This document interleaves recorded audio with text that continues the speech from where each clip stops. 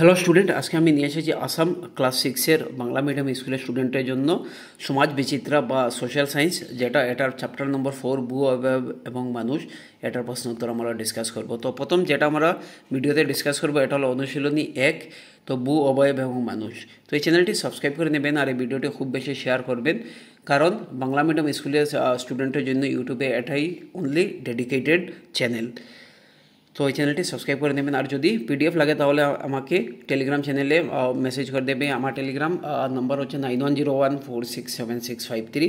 সেখানে একটি গ্রুপ আছে, সেই এসসিআরটি গ্রুপে জয়েন করে নেবেন। তো অনুশীলনী 1, নিচে প্রশ্নগুলি উত্তর দাও।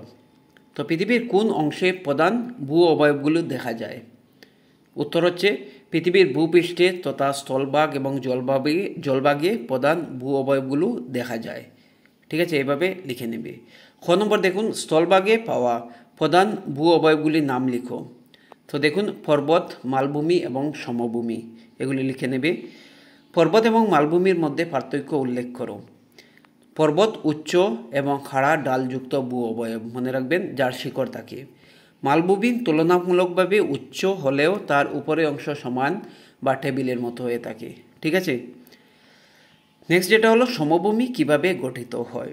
সমভূমি নদ নদী আমরা বলতে পারি বা হাওড়া বাড়ের মাধ্যমে গঠিত হয়।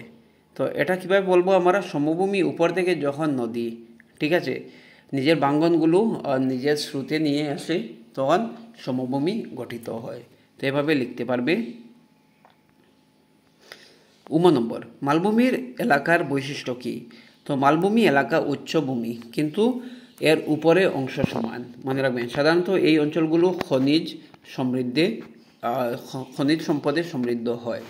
ঠিক আছে। 6 নম্বর দেখুন, পার্বত্য এলাকায় জনবসতি কেন কম? দেখুন, কঠিন ভূ প্রকৃতি, ঠান্ডা বায়ু, পর্যাপ্ত সমতল ভূমির অভাব ইত্যাদির কারণেই পার্বত্য এলাকায় জনবসতি কম। মনে রাখবেন। 2 নম্বর যেটা দেখুন, পর্বত পাহাড় মানুষকে কিভাবে সহায়তা করে বিস্তারিতভাবে লিখো। তো পর্বত পাহাড় প্রাকৃতিক জলবায়ু নিয়ন্ত্রণে সহায়ক। এগুলি জলের উৎস, খনিজ সম্পদের আধার, বনজ সম্পদের উৎস। এছাড়া পর্যটন, পশুপালন, চা চাষ ইত্যাদি ক্ষেত্রে সহায়ক।